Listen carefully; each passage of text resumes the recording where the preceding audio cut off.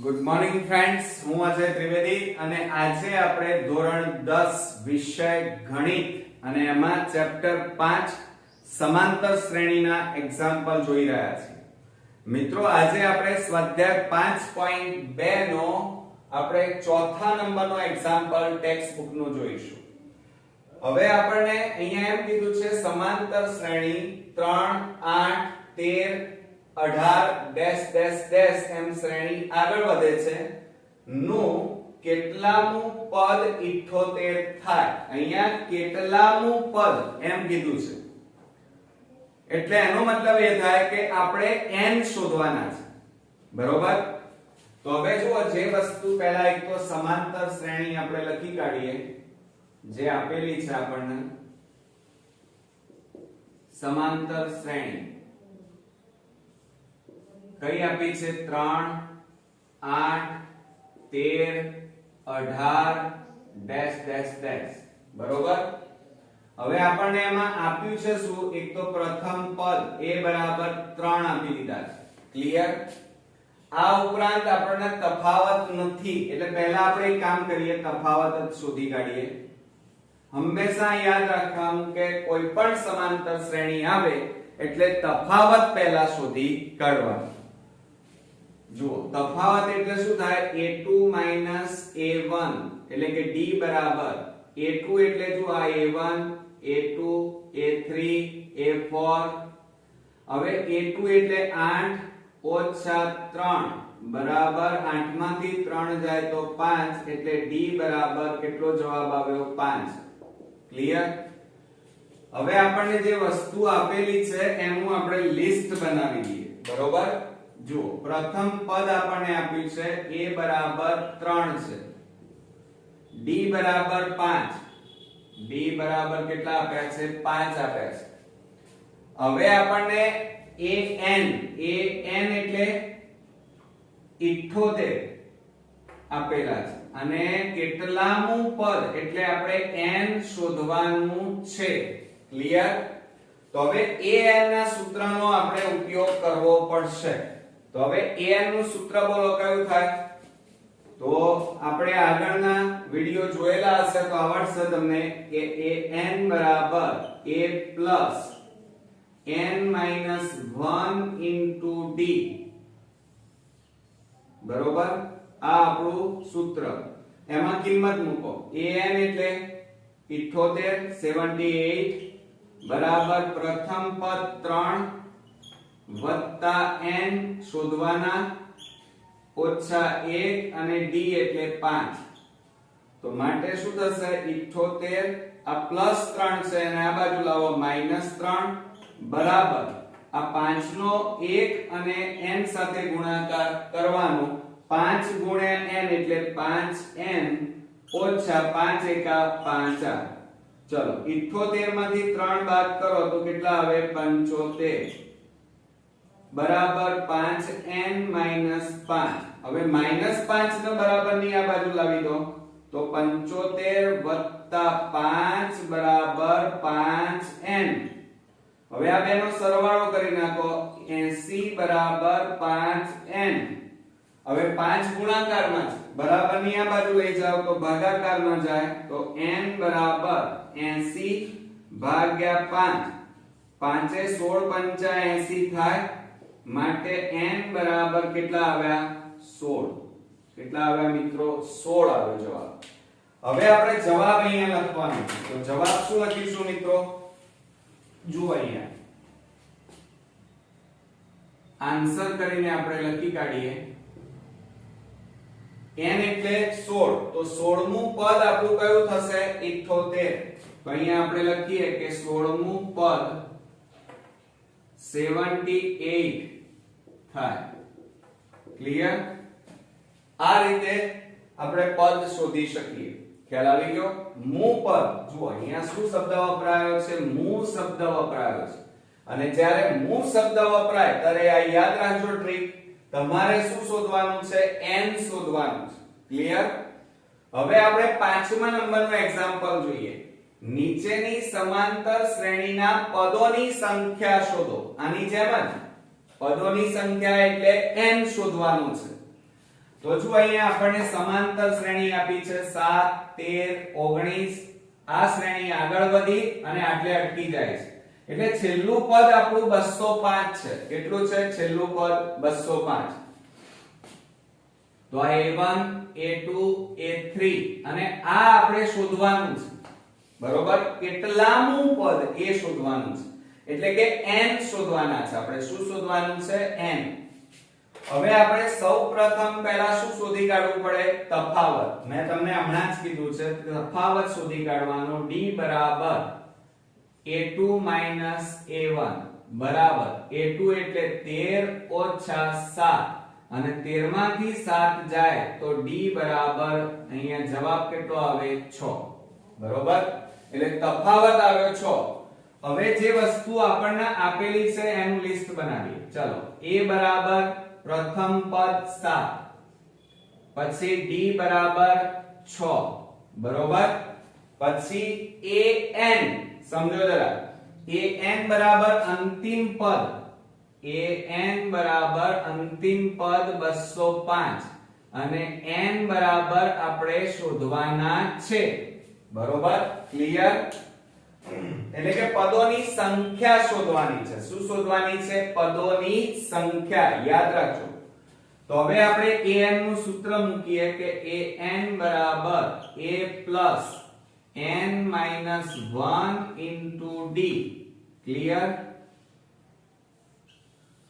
હવે એમાં કિંમતો મૂકો an એટલે 205 બરાબર a એટલે 7 વત્તા n શોધવાનો -1 અને d બરાબર 6 તો શું થાય 205 બરાબર 7 વત્તા આ 6 નો આ બંને સાથે ગુણાકાર કરો 6 ગુણ્યા n એટલે 6n -6 એકા 6 ક્લિયર હવે શું કરીશું આ +7 છે એને આ બાજુ લાવો તો 205 -7 બરાબર 6n -6 ચલો બાદબાકી કરો 15 માંથી 7 જાય તો 8 9 અને 1 કેટલા આવ્યા 198 માઈનસ છે આ બાજુ આવે તો +6 બરાબર 6n માટે આ બેનો સરવાળો કરી દો 8 ને 6 14 નો ચોગડો વધી પડી 1 9 ને 10 વધી 1 1 ને 2 બરાબર 6n હવે આ 6 ગુણાકારમાં છે આ બાજુ લઈ જાઓ તો ભાગાકારમાં જાય તો n બરાબર 204 ભાગ્યા 6 6 3 18 બરોબર એટલે 2 વધ્યા 6 4 24 એટલે n બરાબર મિત્રો કેટલો જવાબ આવ્યો તમારો 34 ક્લિયર આવડશે મિત્રો તો હવે જવાબ લખીએ ચાલો જવાબમાં શું લખશો અહીંયા તમે લખ્યું છે સેમ એ રીતે લખવાનો છે આન્સર તો અહીંયા આન્સર લખીએ આપણે કે 34 મું પદ કયું થાય મિત્રો 205 છે કયું છે 205 છે હવે આપણે બીજો એક્ઝામ્પલ લઈએ તો અહીંયા રકમ જોઈને ગભરાવાની જરૂર નથી આવડી જશે કોન્ફિડન્સ રાખવાનો થોડી મહેનત કરવાની ને વિચારવાનું તો જો આ સમાંતર શ્રેણી છે તો 18 આ બેનો ગુણાકાર કરો 15 દુ 30 30 ને 1 31 31 ભાગ્યા 2 કરો હવે 31 ને 2 વડે ભાગો તો પોઈન્ટ માં જવાબ આવે 31 ભાગ્યા 2 2 એકા 2 2 5 10 એક વધ્યો ભાગ ના ચાલે પોઈન્ટ 0 2 5 10 તો કેટલો જવાબ આવ્યો અહીંયા 15.5 તો અહીંયા લખવાનું તમારે 15.5 13 ડેશ ડેશ ડેશ અને -47 ક્લિયર આવડી ગયું બસ હવે સેમ પેટર્ન પહેલા હંમેશા તફાવત તમારે શોધી કાઢવાનો ખ્યાલ આવ્યો હવે તફાવત શોધીએ તો d બરાબર સૂત્ર શું થાય a2 a1 a2 એટલે કેટલા છે જો આ રહ્યા આ a1 આ a2 આ a3 કહેવાય, બરોબર, અને આ an કહેવાય. હવે 15.5 માઈનસ a1 એટલે 18, તો d બરાબર, હવે બાદબાકી કરો તો જોજો હા, બરોબર, 18.0 ઓછા 15.5, બાદબાકી કરો, 10 માંથી 5 જાય તો 5, અહીંયા 7 માંથી 5 જાય તો 2 એટલે 0. કેટલા આવ્યા મિત્રો? તફાવત d બરાબર, હવે જુઓ મોટી સંખ્યા આગળ માઈનસ છે એટલે માઈનસ, અને અહીંયા 2.5 એટલે તફાવત હવે આપણો આવી ગયો -2.5. ક્લિયર? હવે જે વસ્તુ આપેલી છે એનું આપણે લિસ્ટ બનાવીએ. હવે લિસ્ટ બનાવીએ તો જુઓ અહીંયા, હવે આ હું ભૂસી નાખું છું. ચલો, પહેલા આપણને એક તો પ્રથમ પદ a બરાબર કેટલા આપ્યા છે? 18. તફાવત d બરાબર -2.5. પછી an બરાબર અંતિમ પદ આપણને આપેલું છે -47, અને n એટલે કેટલામું પદ એ આપણે શોધવાનું છે. ખ્યાલ આવી ગયો? n એટલે કેટલામું પદ. તો હવે આપણે સૂત્ર મૂકી દઈએ એટલે વધારે મજા આવશે ગણવામાં, કે an બરાબર a plus n minus 1 into d. આ આપણું સૂત્ર. હવે આમાં કિંમતો મૂકી દો. ચાલો કિંમતો મૂકીએ તો an એટલે કેટલા છે આપણી પાસે? અંતિમ પદ -47, a એટલે પ્રથમ પદ 18 વત્તા n શોધવાનો -1, અને d એટલે -2.5. જોજો આ હું કૌંસમાં લખું છું, ગુણાકારમાં છે. હવે બરોબર ધ્યાન રાખવું પડશે, નહીતર આ એક્ઝામ્પલમાં હવે ભૂલ પડવાની તમારે. તો શું થાય? -47, આ +18 ને આ બાજુ લાવો, -18 બરાબર, આ બે નો ગુણાકાર કરો, n ગુણ્યા -2.5 એટલે -2.5n થાય. ક્લિયર? શું કર્યો? n ગુણ્યા -2.5 એટલે કેટલા આવે? -2.5n થાય. હવે જો આ માઈનસ માઈનસ પ્લસ, હવે આ બે નો ગુણાકાર કરો તો એક વડે ગુણીએ તો એના એ જ આવે +2.5. હવે જો અહીંયા માઈનસ માઈનસ પ્લસ એટલે સરવાળો, મોટી સંખ્યા આગળ માઈનસ એટલે માઈનસ. 8 અને 7 15 નો પાંચડો, વધી પડી 1, 4 ને 1 5, 5 ને 1 6 એટલે -65 બરાબર -2.5n વત્તા 2.5. હવે આ +2.5 ને બરાબર ની આ બાજુ લાવી દો તો -65, જોજો માઈનસ કેટલા આવશે? 2.5 અને બરાબર -2.5n. ક્લિયર? હવે જો અહીંયા માઈનસ માઈનસ શું થાય? પ્લસ, એટલે સરવાળો કરો. આ બેનો સરવાળો કેટલો થાય? તો જો હું અહીંયા કરું છું 65.0 વત્તા 2.5 7 6. તો મોટી સંખ્યા આગળ માઈનસ તો 67.5 થાય અને બરાબર -2.5n એમના એમ. હવે બરોબર ધ્યાન રાખો, બંને બાજુ માઈનસ છે એટલે પ્લસ થઈ જાય, એટલે શું લખાય? 67.5 બરાબર 2.5n. હવે આ 2.5n ગુણાકારમાં છે, આ બાજુ લઈ જાવ તો ભાગાકારમાં જાય. તો શું લખાશે? 67.5 ભાગ્યા 2.5 બરાબર n. ક્લિયર? હવે તમે પોઈન્ટ કાઢો તો કેવી રીતે લખીશું? ધ્યાન રાખજો, બરોબર હું અહીંયા લખું છું. જુઓ, હવે જુઓ શું કરીશું? ધ્યાન રાખજો, હવે ખાસ હવે જોવાનું છે. આ પોઈન્ટ કાઢી નાખો તો છેદમાં કેટલા લખાય?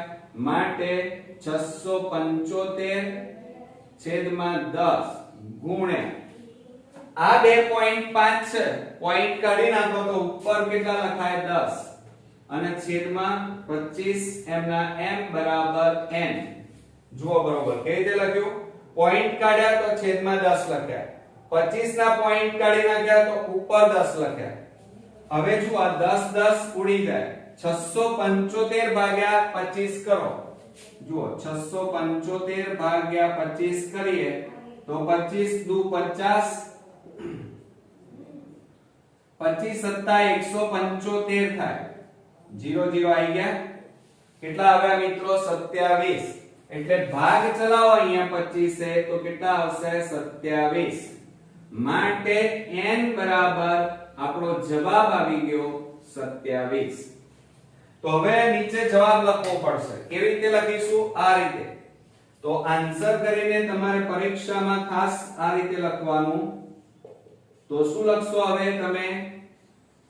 કે 27મું પદ, આ કયું આવ્યું? 27મું પદ કયું થશે? અહીંયા છેલ્લું પદ જુઓ, -47 છે. ક્લિયર? આવડશે ને? પણ આ એક્ઝામ્પલમાં થોડીક પ્રેક્ટિસ વધારે કરવી પડશે, ત્યારે જ તમે આ એક્ઝામ્પલમાં કોન્ફિડન્સ તમારો વધી જશે. તો મિત્રો આ વિડિયો બરોબર ધ્યાનથી જુઓ અને આ વિડિયો જો તમારા મેથ્સમાં, તૈયારીમાં, કોન્ફિડન્સમાં જો મદદરૂપ બનતા હોય તો મારી ચેનલને સબસ્ક્રાઇબ કરો અને આ વિડિયોમાં બને એટલા તમારા ફ્રેન્ડ સર્કલમાં શેર કરો, જેથી કરીને તમારા મિત્ર વર્તુળમાં પણ આ વિડિયોનો, મેથ્સનો લાભ એમને મળી રહે. તો નેક્સ્ટ એક્ઝામ્પલ નેક્સ્ટ વિડિયોમાં જોઈએ. ત્યાં સુધી